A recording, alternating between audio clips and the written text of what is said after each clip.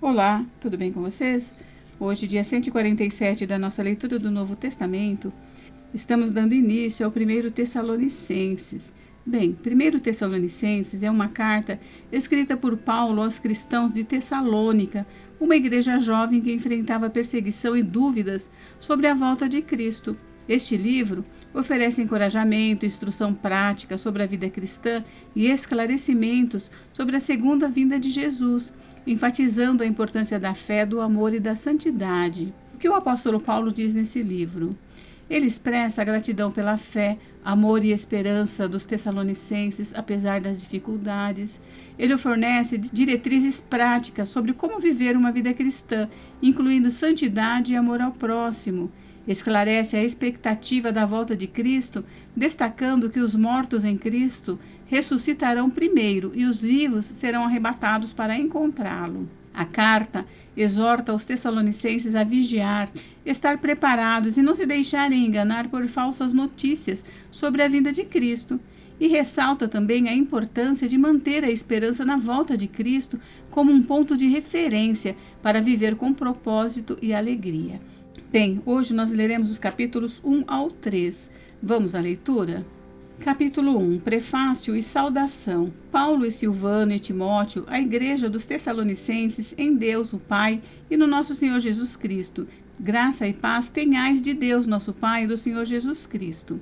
O sucesso do Evangelho em Tessalônica e a fidelidade daquela igreja. Sempre damos graças a Deus por vós todos, fazendo menção de vós em nossas orações, lembrando-nos sem cessar da obra da vossa fé, do trabalho, do amor e da paciência, da esperança em nosso Senhor Jesus Cristo diante de nosso Deus e Pai, sabendo, amados irmãos, que a vossa eleição é de Deus, porque o nosso Evangelho não foi a vós somente em palavras, mas também em poder e no Espírito Santo e em muita certeza, como bem sabeis quais fomos entre vós por amor de vós, e vós fostes feitos nossos imitadores e do Senhor, recebendo a palavra em muita tribulação, com gozo do Espírito Santo, de maneira que fostes exemplo para todos os fiéis da Macedônia e Acaia, porque por vós soou a palavra do Senhor, não somente na Macedônia e Acaia, mas também em todos os lugares a vossa fé para com Deus se espalhou de tal maneira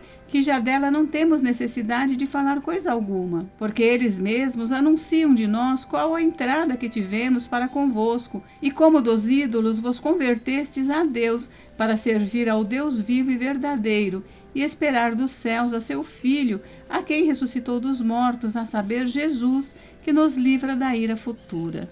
Capítulo 2. Como Paulo exerceu seu ministério entre os tessalonicenses. Porque vós mesmos, irmãos, bem sabeis que a nossa entrada para convosco não foi vã, mas havendo primeiro padecido e sido agravados em Filipos, como sabeis, tornamo-nos ousados em nosso Deus para vos falar o Evangelho de Deus com grande combate. Porque a nossa exortação não foi com engano, nem com imundícia, nem com fraudulência, mas como fomos aprovados de Deus para que o Evangelho nos fosse confiado, assim falamos, não como para agradar aos homens, mas a Deus que prova o nosso coração. Porque, como bem sabeis, nunca usamos de palavras lisonjeiras, nem houve um pretexto de avareza. Deus é testemunha, e não buscamos glória dos homens, nem de vós, nem de outros, ainda que podíamos, como apóstolo de Cristo, ser-vos pesados. Antes, fomos brandos entre vós, como a ama que cria seus filhos. Assim nós, sendo-vos tão afeiçoados, de boa vontade, quiséramos comunicar-vos não somente o Evangelho de Deus, mas ainda a nossa própria alma, porquanto nos éreis muito queridos. Porque bem vos lembrais, irmãos, do nosso trabalho e fadiga, pois trabalhando noite e dia para não sermos pesados a nenhum de vós, vos pregamos o Evangelho de Deus. Vós e Deus sois testemunhas de quão santa, justa e irrepreensivelmente nos ouvemos para convosco os que crestes. Assim, como bem sabeis de que modo vos exortávamos e consolávamos a cada um de vós, como pai a seus filhos, para que vos conduzisseis dignamente para com Deus, que vos chama para o seu reino e glória. Pelo que também damos sem cessar graças a Deus, pois havendo recebido de nós a palavra da pregação de Deus, a recebestes, não como palavras de homens, mas, segundo é na verdade, como palavra de Deus, a qual também opera em vós os que crestes. Porque vós, irmãos, haveis sido feitos imitadores das igrejas de Deus que na Judéia estão em Jesus Cristo, porquanto também padecestes de vossos próprios concidadãos o mesmo que os judeus lhes fizeram a eles, os quais também mataram o Senhor Jesus e os seus próprios profetas, e nos têm perseguido, e não agradam a Deus e são contrários a todos os homens, e nos impedem de pregar aos gentios as palavras da salvação, a fim de encherem sempre a medida de seus pecados, mas a ira de Deus caiu sobre eles até o fim. O desejo de Paulo de voltar a Tessalônica, seu gozo e seus votos em vista das boas novas que Timóteo lhe trouxe.